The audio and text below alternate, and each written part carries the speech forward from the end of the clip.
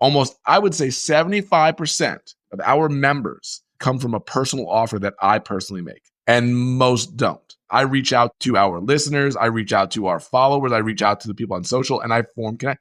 I answer questions, and I do it with a 3-year mindset.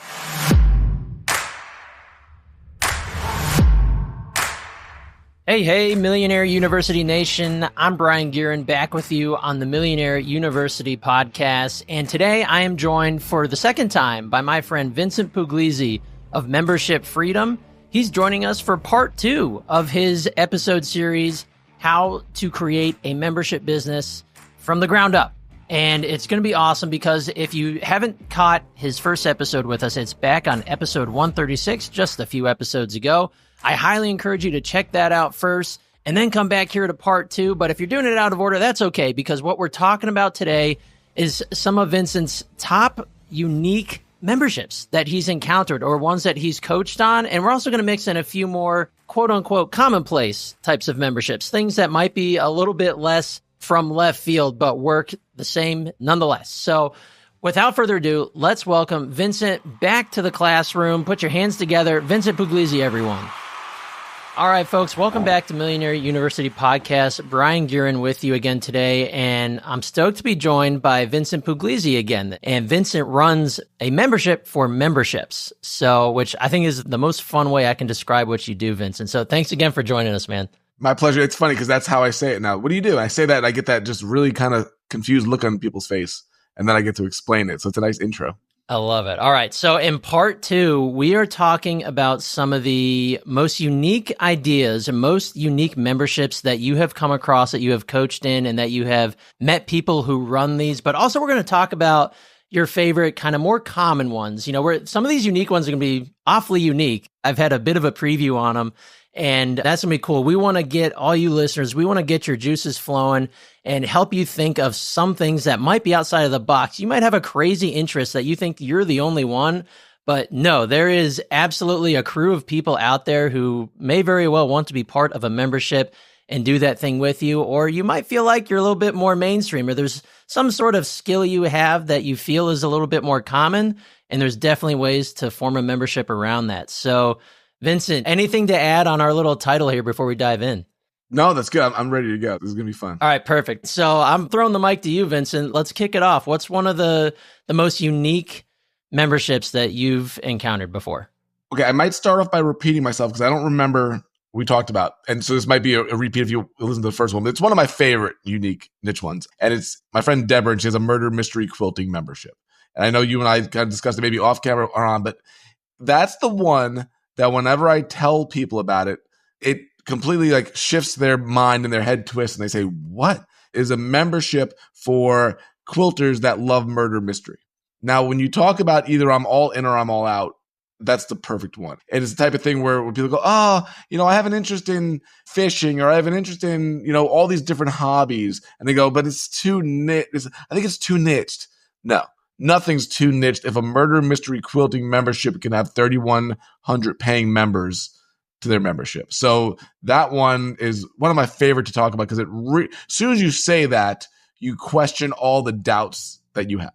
I love it. I love it. And I should probably preface this with you listeners out there. If you haven't listened to episode 136, which just dropped the other day, go back and check that out. It's how to start a membership with Vincent here.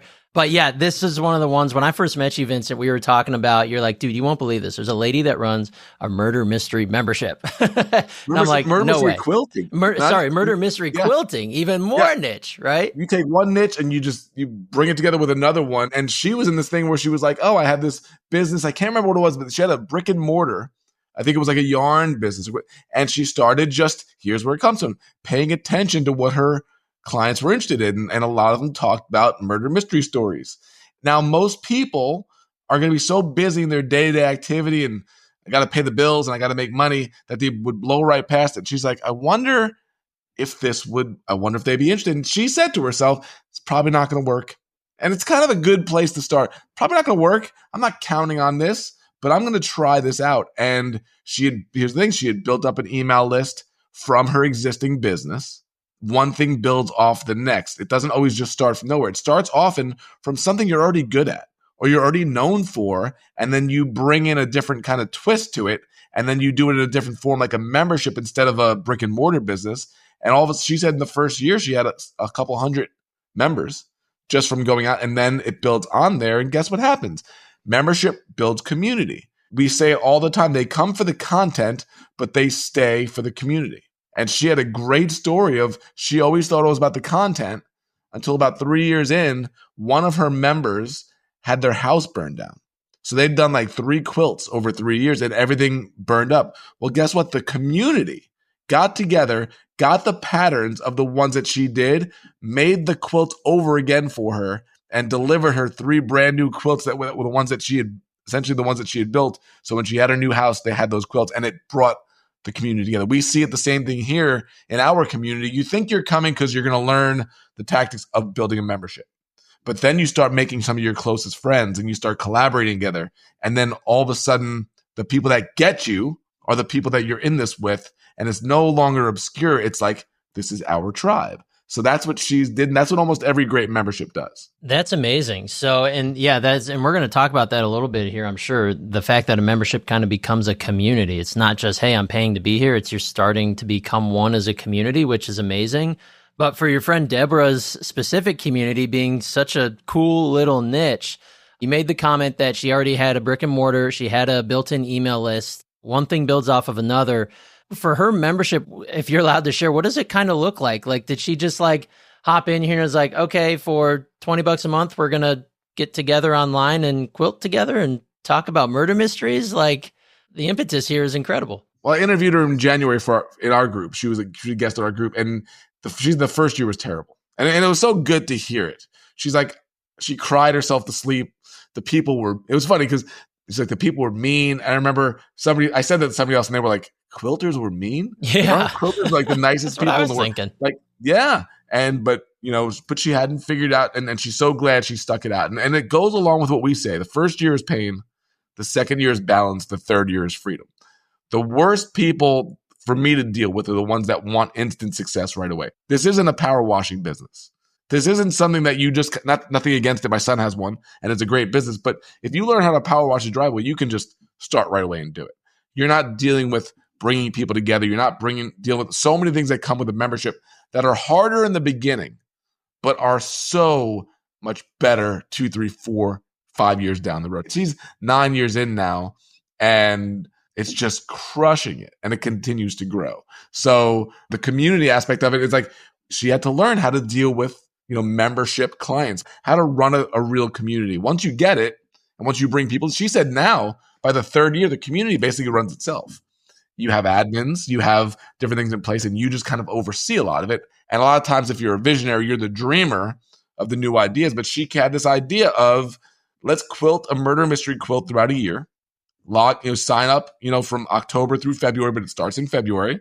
And every month you will be given design for like a quilt, a portion of that monthly quilt. And within it's going to be kind of a hint. And then you do the next one. And then throughout the year, they're trying to guess, is it this? They're trying to figure it out. Sometimes they do. There's all these things going with it. But by the end of it, they've quilted this thing. They all go in community together, and then they re-sign up for the next year. It's pretty cool. Huh. Okay. So it's almost for that one, that specific one, it's almost like gamified. It's like, I didn't really understand it from the get-go what exactly the murder mystery would entail, but that's pretty cool. That's fun, right? And I'm sure whoever's doing this quilting, this is just a fun thing, and they want to be a part of it. You spend $100 a year, and instead of you just quilting in your living room with maybe one other friend, you got friends around the world that you're doing this with, and they have little groups that they get into, and they have different separate. I just find the idea of creating something from nothing like that the most appealing part. Like, you took something that wasn't even there and you made something like this. Like that, when you can shift the paradigm on that, it changes the whole, like, well, I could never do something. You don't even know. You haven't even tried. You're going to, she didn't fail, but a lot of times, all of us will start a membership. It wasn't the right fit. And then say, okay, let's try it. Now I learned. It's not that I failed. A lot of people always failed one time, so I'm not going to do it again.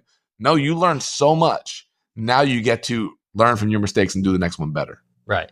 I love it. And now she probably has multiple hundreds of members. And you said paying $100 a year? Thousands. Over 3,000. Yeah. Wow. Okay. So she's cleaning up. That's incredible. Well, So that's an awesome story of a unique membership, number one, that we've talked about here today. So what's another unique membership? What other examples do you have for us?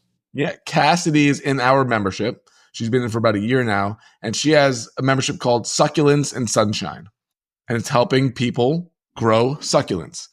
Who would have ever thought that you can create a membership around that? But she has, I don't know what the numbers are, but she has all these pages. She's been featured in a lot of different magazines on this, online magazines. But think about that. When you can create something where it's so clear what it's about, and you have people that are into this, they're like that. So when I talk to people, I was at the dentist last week, and the woman, helping me, clean my teeth, she's like, so what do you do? And I gave membership for memberships, and she's like, same look. And then we started talking about it. She's about to retire. She's like, people, I would love something like that, but I don't even know what I could do. Within 5 minutes, she's telling me how soon as she gets home from work, she's taking care of these monarch butterflies. And I'm like, that. She's like, no. I'm like, and she's explaining the process. I'm like, it really is just the mental hurdle of like, I can lead this or I'm too afraid to lead this. But there are thousands of people that are fascinated with monarch butterflies and nurture the caterpillar, but if you can lead people in that space, like that's what it is. That's what Cassie does with succulents. Okay, because if I had $1 for every person I've talked to in the last 5 years who said I've killed my succulents, and I don't know how, I don't know why, but I still can't do it. But I really love succulents, so I keep buying them. Yes, I've had a few $100s. Or you can join her membership. That's a low price membership. I don't think it's more than $20 a month. But not only are you going to learn how to keep them, but you're going to think about that. You think about when you go somewhere and like, I don't feel like I fit in, right? We all feel like that at church, at school, whatever. When you can have like-minded people of similar interests. And also, here's the thing also, when people are paying, they pay attention. And they're a lot more just focused on what they're doing. So that's why I'd be like, oh, why can't it just be for free? I'll tell you this, anytime I've let somebody into our membership as a gift, we've learned our lesson. They never do the work and they never take it seriously. When you pay attention. And same with, even if you're paying $20 a month, the people are they're going to honor the community more and they're going to honor the people more. And she's built that with that. So like you said, even without even knowing this, you heard so many people say, oh, I kill the succulents. I don't know why. Where do you go if you want to do, as opposed to a book where you read it and then put it away, or a leader that leads on this, studies this like crazy. Like I study memberships like no other because it's my niche, right? So I'll come up with examples that other people won't. Same with her with succulents. The more niche you can get into your hobby, your skill set, the better you're going to be and the better tribe you're going to attract. So I want to do a little sidebar. This is two questions that have popped into my head while we're talking here. Do most memberships that you've coached on or helped people start up, do they have like a course attached to what they do, or is it set up however they want, where there's like a weekly live training or a weekly call or whatever that timing might be? What does that typically look like for a membership? The beautiful thing about memberships, it could be exactly what you want it to be. Some people, it's content based alone, like courses that, hey, every week we're going to discuss it or we're going to lay it out with that. But again, back to they come for the content, but they stay for the community. It's generally a mix of content like that with live calls. It's generally a mix of that, but you can make it any way you want. You could say there's a monthly call. We do a weekly call. I just love the work. Honestly, if people could handle it, I would do more than once a week. Mm-hmm. I just love, this is what I want to talk about. So to 1 hour a week, it almost seems limiting, but with my stadium analogy, it's kind of like a football game. It's kind of like in Cincinnati, the Bengals play Sunday afternoon, right? That one game.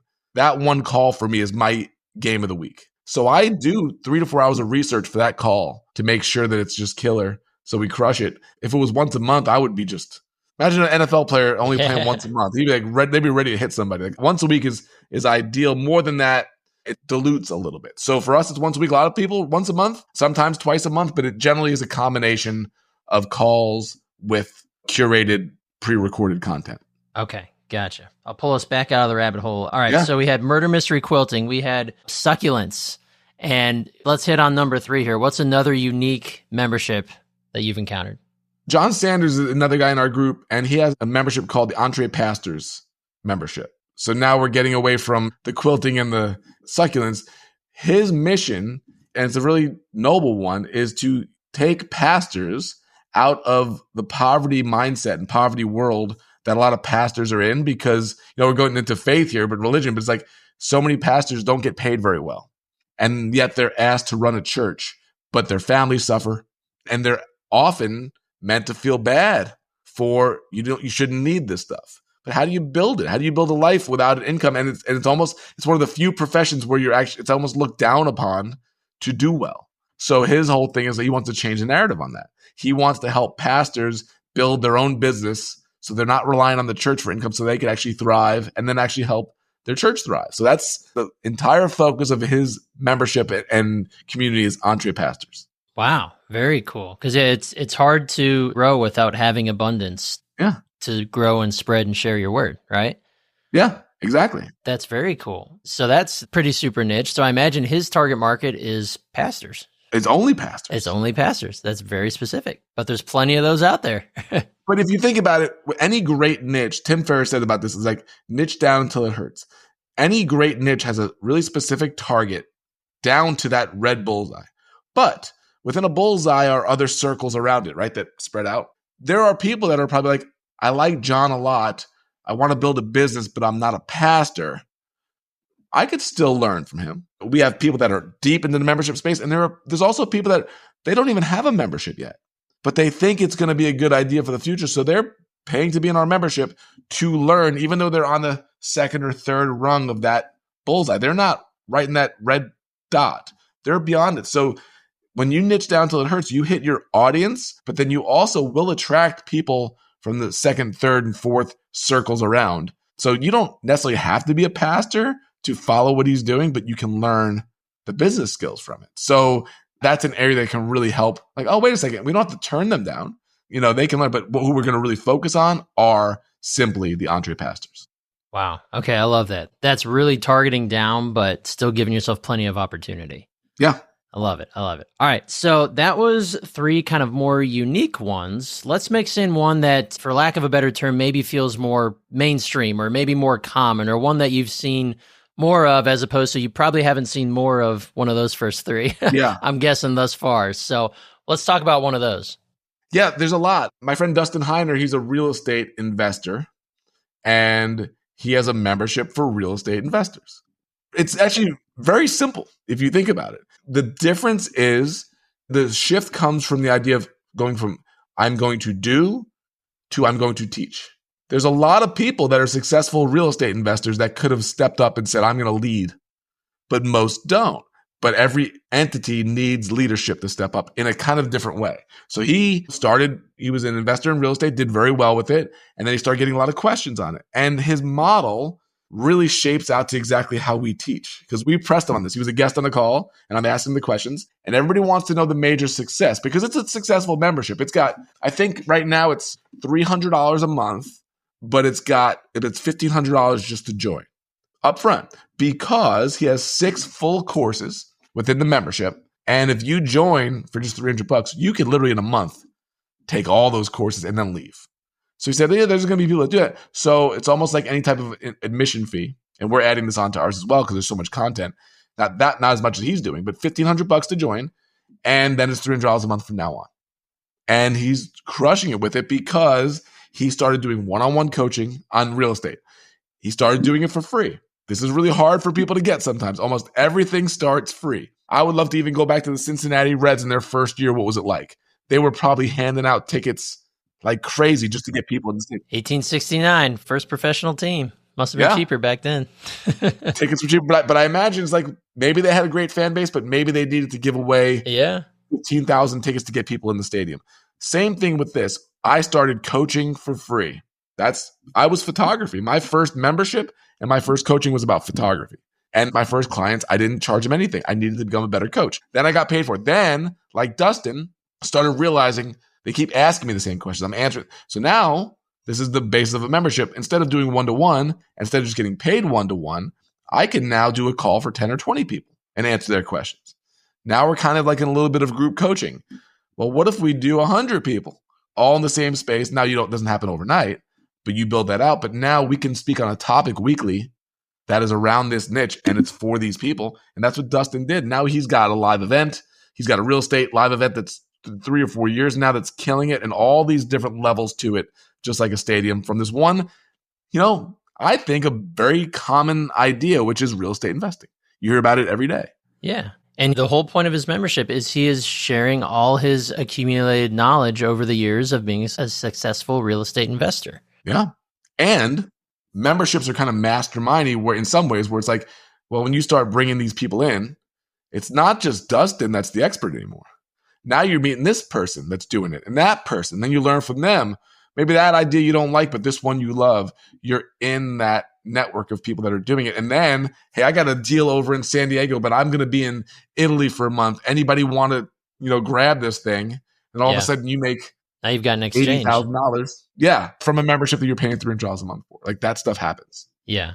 That's incredible. Okay. So that's a fantastic example of a more quote unquote mainstream type of membership. Let's stay on that theme. What's another one that fits in that vein? Oh man, there's so many to choose from. I guess it could be considered mainstream. Kent Sanders is a member of our mastermind, and he has the Profitable Writer membership. And he's a ghostwriter. He's written a lot of high-profile books that you wouldn't know he wrote because his name doesn't go on the cover, which I have a pet peeve about, which bothers me so much that ghostwriters don't get their names on books, and the author gets all the credit for it when they're not really the author. But that's a whole nother story. It's like ghost songwriting, right? Like Taylor Swift is singing some pretty incredible songs, but she didn't even write them. The only difference there is she still has to perform it. Right. That's true. There's a little different there. A writer, once a ghostwriter writes your book for you, you don't have to perform. You might go and speak. So there's a whole other thing. And I'm getting a lot of authors mad right now that didn't actually write their books, but that's too bad. Part 3, we'll pick those bones. Yeah, exactly. But so he has a community called The Profitable Writer, and it is teaching people how to actually make money with their writing, how to build the following, how to then build the client-based work, because it does start with client-based work, and then to go out to where you find more robust and unique income streams from writing. And there's so many people that want to write, but it was the same thing with photography. All these people are great at the art, but they're terrible at business. So the Profitable Writer speaks to, there's the creative side, the writing, but they probably need more attention on the business side than the writing, because they're going to write for free anyway. They're not going to study the business for free. That was the thing with our first business with photography. Like, I will shoot all day long. It's what I love. It's what I love doing. What I didn't love doing or didn't do was study business. And once I realized we needed to start a business, I didn't even focus on the art for 2 years. I just read business books, and that's what catapulted everything. So you need both, but so many artists are not good at the business side. So Profitable Writer, everybody, if you write on social media, you're a writer of some sort. Can you take your writing and actually turn it into something that's profitable? So a little rabbit hole I want to jump down real quick. For these memberships and all the memberships that you've coached through the years, I imagine that one of the first things a person who wants to have a new membership, one of the first problems they might have is, how do I even get people into my membership? Like your first example, she had a brick and mortar, she had an email list. But for someone who might not have that type of resource, what do you recommend to folks that are in that position and still wanting to get their membership off the ground? I say this every single time. It takes 3 months to launch. It takes 3 years to freedom. Yep. It's not get rich quick. If you can't accept that, I honestly don't even want to work with you. Again, it's not a power washing business.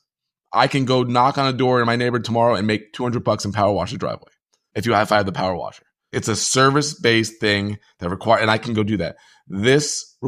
So that's why I use, and I don't remember if we talked about it in the last call, but we have a stadium model that we teach from sports, which is basically they play a game, one niche game in one niche stadium. They give tons of content away for free, and they have all these different levels that you can choose from to pay for. That's us. We give tons of free content away for this is what we teach, but we get paid for access and implementation. When you come into our stadium, you choose the level. That doesn't happen. It takes years.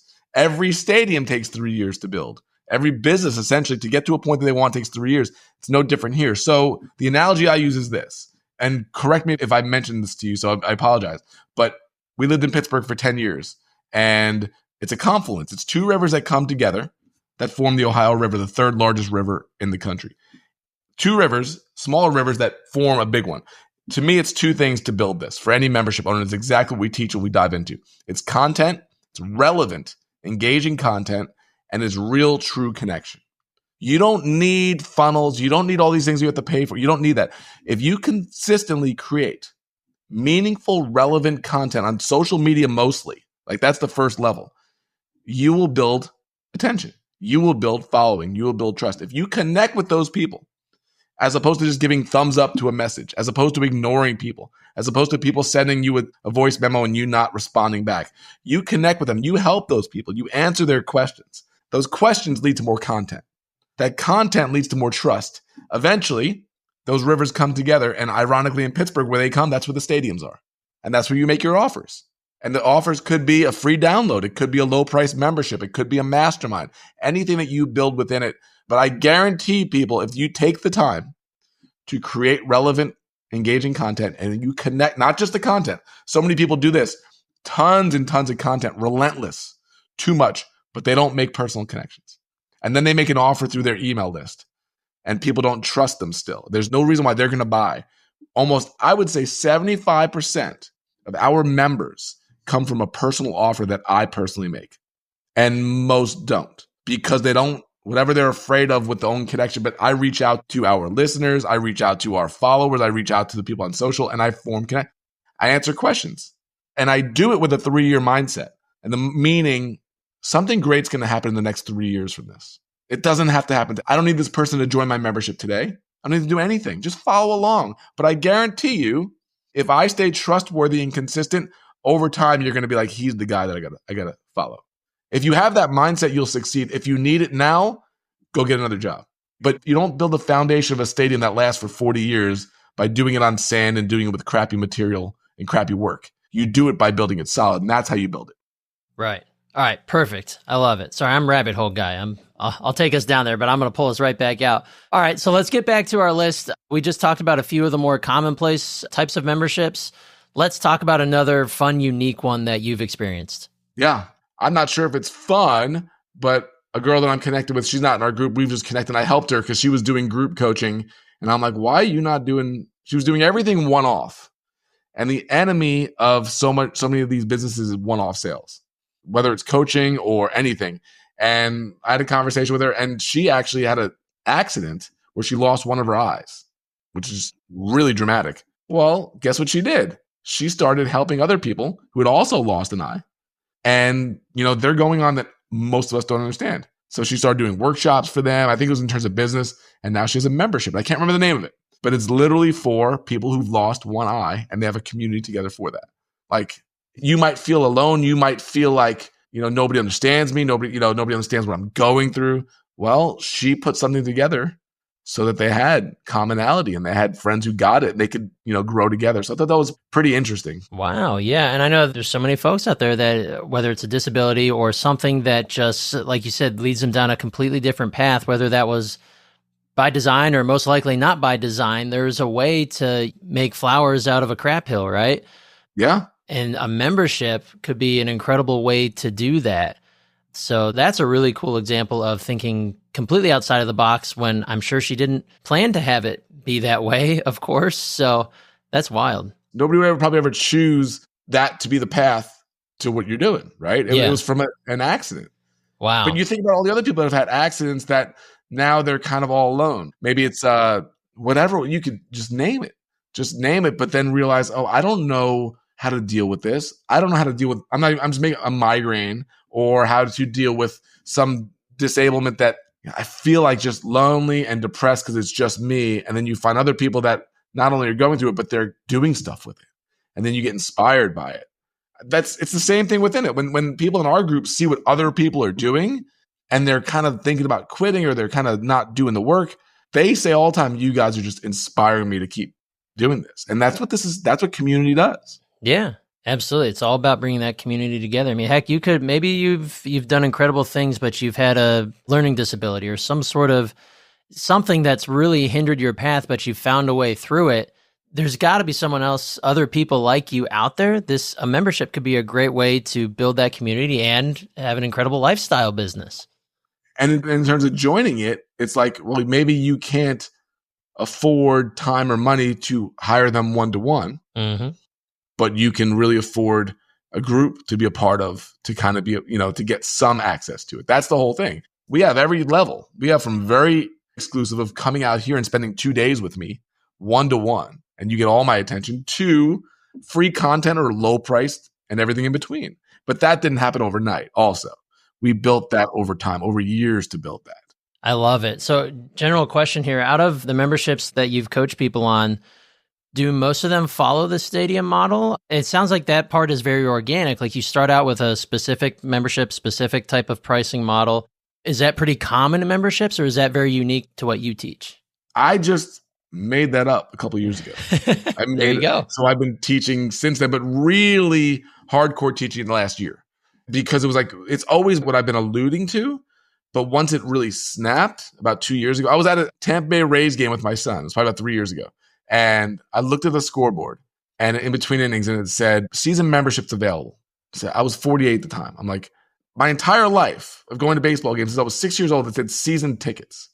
My entire life, season tickets. When did they change it to season memberships? What made them do that? So I started researching it, and I started realizing members get benefits. Then I had this example.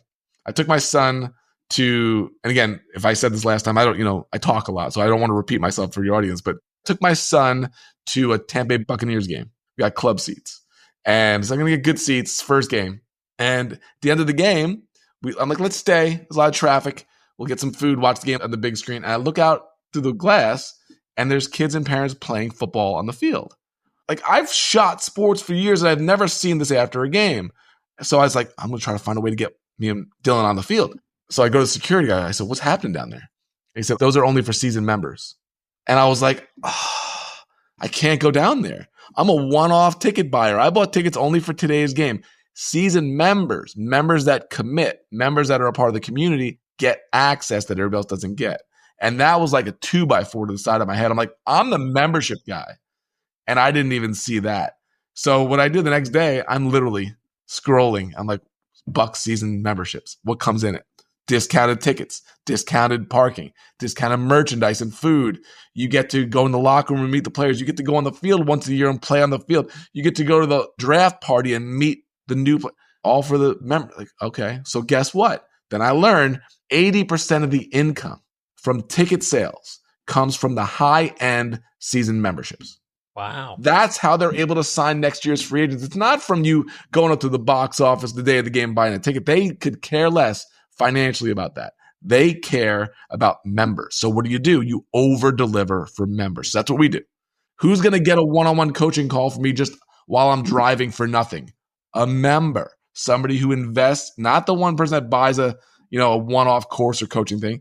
The people that are invested in this community are going to get extra access that nobody else gets. So when you can do that, you build raving fans, you build trust, you build people that talk about you. Just got off a call right before this with somebody who was recommended by somebody in my membership.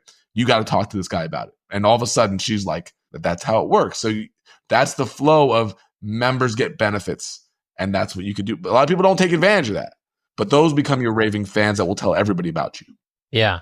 All right. I love that. Man, maybe it's just up my alley, but the comparison to sports and the sports membership style, which I never realized that because I get blown up by the Reds all the time for, do you want season membership? And they do the same thing. It's memberships. And they say, look at everything you get besides just your 4 seats in your selected section. And you have all these different levels you can get. The gold package is everything. You want it all. It's going to cost you an arm and a leg, but it's going to be worth it. You want the bottom, you get your 6 games or your weekend package, you're good. Yeah, it's genius.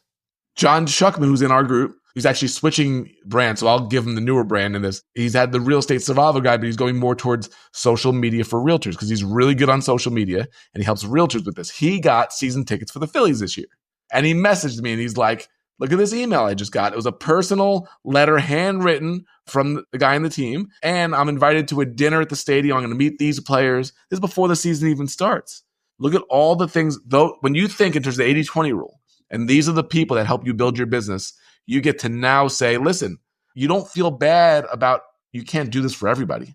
You actually have now parameters like members keep us in business. So I give my attention. That's what they did. Great spread of food. Players come in to give autographs. Now, the best part about that, he's sitting there and he's talking. Well, who are you hanging out with when you go to an event like that? Other people that can afford season memberships. Other business owners that can afford it. Now you get into the networking side of it. He got a real estate deal from being in that room that first time of somebody like, oh, hey, think about it. This realtor must be good. He can afford season memberships. That's a good amount of money. It kind of puts you in a different class, even in terms of perception. Wow. I love it. So many connections being made through that type of community. That's incredible. My uncle, when I was younger, he said, kid, is total New York, just like, that's where we came from. He just had everything. And he goes, kid, always fly first class. I'm like, that's a lot of money. He goes, you have no idea. Always fly first class. It's really his only advice to me. I sit in first class those 4 hours. I meet people that I will never meet in any part of life. So I was like, really? So that's why when I go to events, I'm VIP. I'm paying for the bigger one because you're going to be in a room with other people that are just doing things that you want to be doing. Right. I love it. What a perfect perspective on that. All right. So I think that's a perfect or maybe imperfect segue. Who knows? Who cares? It's our show. We're running it. So let's hear another unique example. I'm excited for these unique ones are awesome. We're going to get to a couple more of the more commonplace ones, but I want to hear a few more of each. Yeah. I don't know the guy personally. I just did the studies, but there was this guy so it's a more aloof one because it's just for my studies. He was a yoga instructor and he did yoga teaching. Then he went online with it, but then he was doing gymnastics. He was teaching gymnastics and doing that online. What he realized within gymnastics, there was a real big need for people to learn how to do just the right type of handstand. Wow. So we created a handstand membership. And here's where it's going to just blow your mind. From everything that I've studied, I can't give you the financials, the details like in your face. But for the people I've talked to and everything I see, it's $1 million membership. It's a handstand membership, $1 million membership. What? Well, because think about scale. Just think about scale. If you have the product and it doesn't require your personal attention with everything, and say your membership is $100 a year, which I'm not sure. So I'll do more. We'll talk again. I'll get all the details. Maybe I'll introduce you and you have them on. But for me, with a certain level of our membership, say the $57 version, that's the library. That's just content. It requires 0 time for me for every new person that joins. Mm-hmm. So you could join right now and it doesn't take a second more of my time. The content's already going into that. Well, what's to stop 100,000 people from joining if you can market it? That's right. That's how you get to $1 million membership. Yeah. It's not that far flung. Yeah. So if you have the niche and you have the word of mouth and you have the marketing and you have all that stuff going and there's a need for it. Yeah. Yeah. How to do a handstand. There you go. It makes you stop in your tracks and open your eye, no. And then you look at it and you go, okay, I see it. There's another woman that I was connected with and I'm going to have her as a guest. She has a watercolor painting membership. It's $14 a month and it's a multi-6-figure membership. Because I'll give you another example. Liz Wilcox, friend of mine, she was a guest in our group. She was actually just on Survivor. If anybody watched Survivor, she was one of the people on Survivor. She started, and she has a great story behind it, but she started a membership on email marketing. Yeah. We're actually having her on the show a little later this year. Oh, there you go. Yeah. It's $9 a month or $7 a month. I'm not sure which one it is. And now I think it's over $400,000 a year from a $9 membership. She doesn't have any other level. She doesn't have a stadium. Not everybody has to do that and I talked to her. We had lunch. She's like, I don't really want to do that. Totally cool. I'm ADHD. Here's the difference. I'm ADHD and so are a lot of my people. Here's the thing with ADHD people. We don't like to maintain. At least I don't. We want to build something new. So here's what the stadium did for me. I get to build something new, get it to the point of maintaining, and then I get to go build the next part. But the problem in the past is I would go build something completely different in a different city, in terms of stadiums. Whole different ball game. No, when I finally realized it's the stadium keeps me in my boundaries, but the levels keeps me in my creativity. So we're doing an unconference next year, which is a conference that's just unlike all the other ones. There's no speakers or stages or vendors or upsells. It's 100 entrepreneurs, and it is brainstorming, mastermind, one-to-one coaching. It's the hallways of a conference colliding with an intimate mastermind retreat. And that is a VIP level of our stadium. So with me, I get to constantly create the next level because that's just my personality. With Liz, she's doing a whole lot of other stuff. And she's like, I just want to build this one thing. So now she has probably over 4,000 members at this point on email marketing. Now, that's niche, but it's not, right? It kind of is. It's kind of unique, but it's also like email marketing. Everybody uses it, but somebody decided to step up and lead.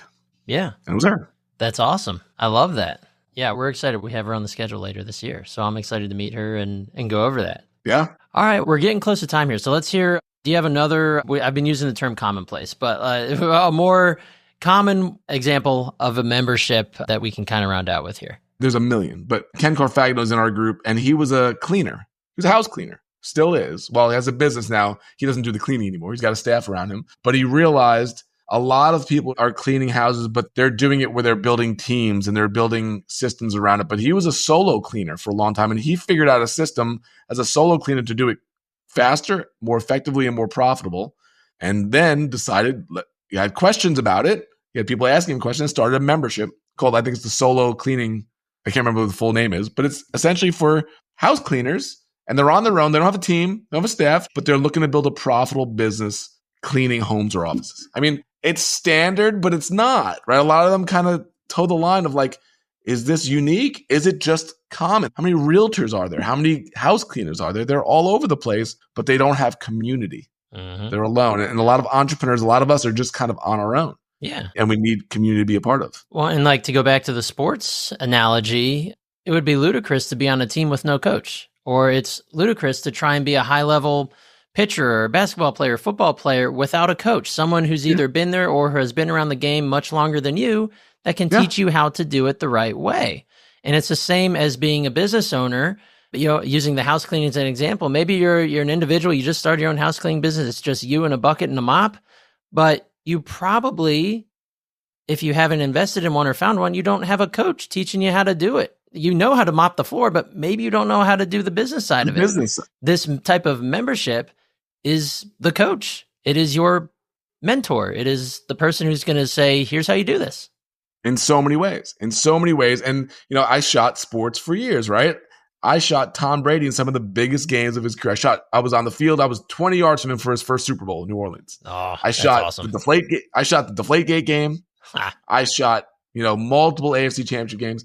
And I'd observed this because I was building this business while I was still doing that. So I'm like, I'm next to LeBron James on the bench during the Eastern Conference Finals. I'm listening to what they're talking about. How do leaders lead? How do they handle pressure?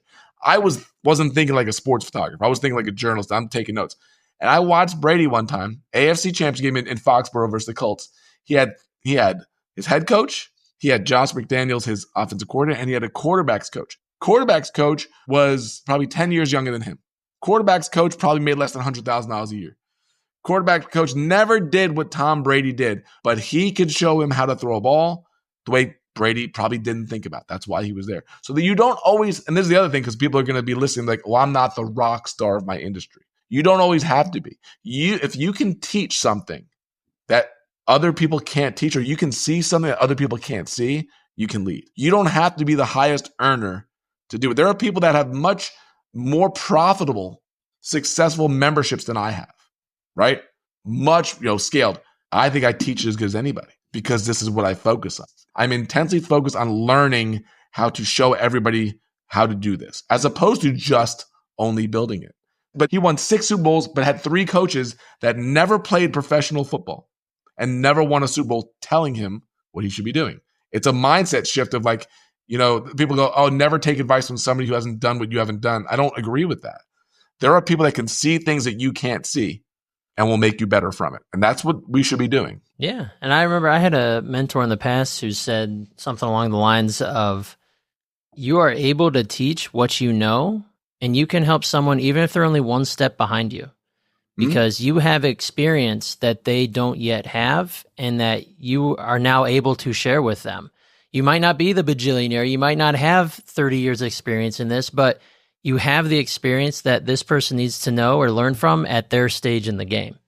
Total 100%. Best thing that ever happened to me, literally my first paid coaching client ever. I was doing good. It was a husband and wife team, and I was helping them a lot. And then I got all insecure, and I got imposter syndrome. And I actually said to him, I said, Brian, I don't think I'm the right person for you. And I said this, I'm not Tony Robbins. And you know what he said to me? I can't afford Tony Robbins.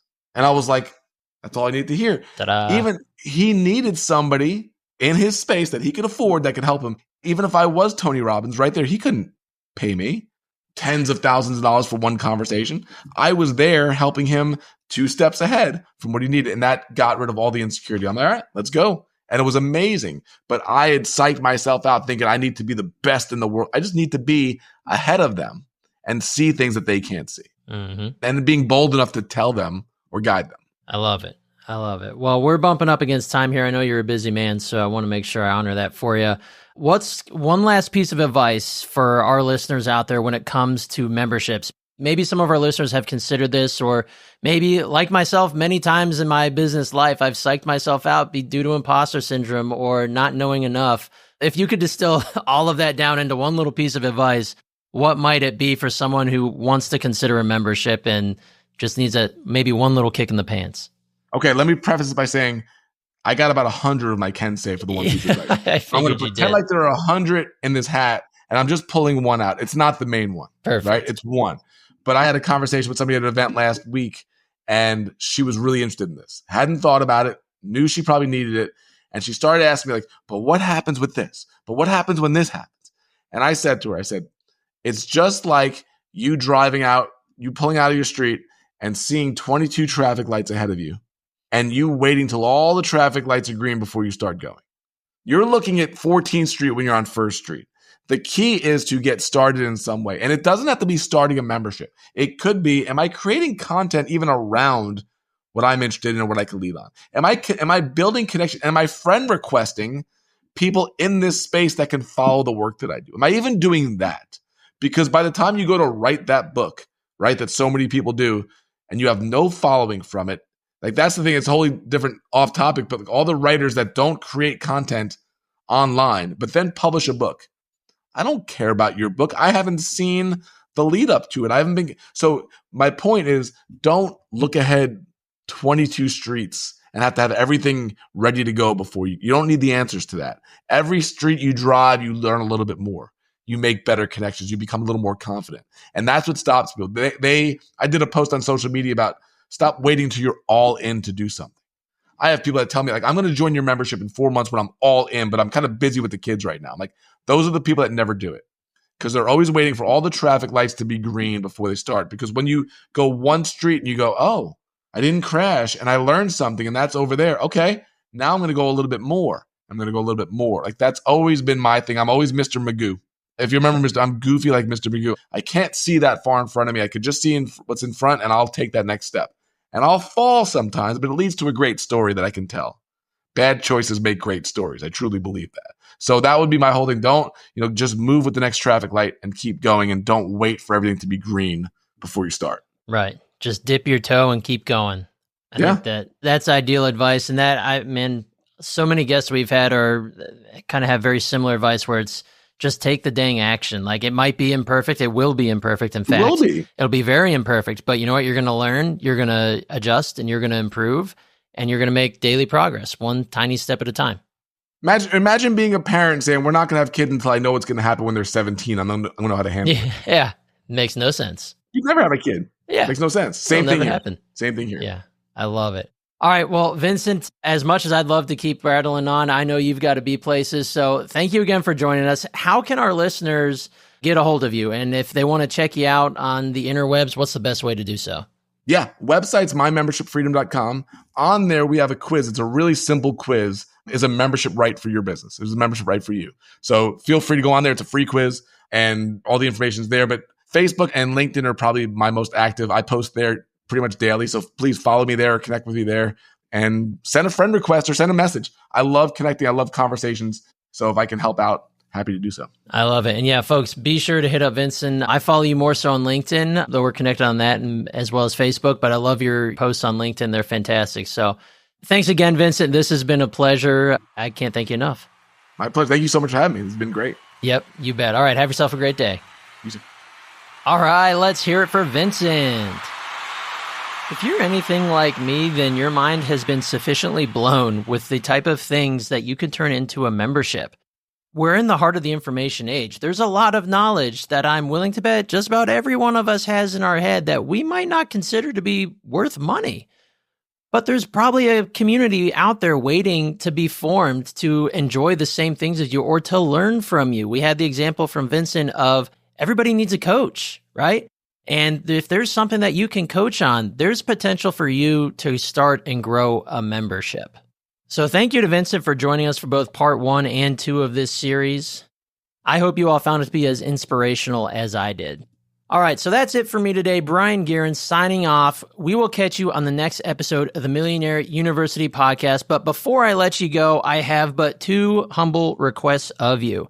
Number one, if you do me a favor, go ahead and text your best friends, maybe your family members, your cousins, your aunt, your uncle, whoever it is, and let them know that you just listened to a killer episode of the Millionaire University podcast. And if you feel like they'd enjoy it too, let them know and send them a link to this pod. We'd really appreciate it. And number two, like I said at the beginning, if you have not listened to Vincent's first episode, go ahead and check that out. It's episode 136, just a few episodes before this one. Again, thank you all for joining us. I can't wait to see you back on the next episode of the Millionaire University podcast.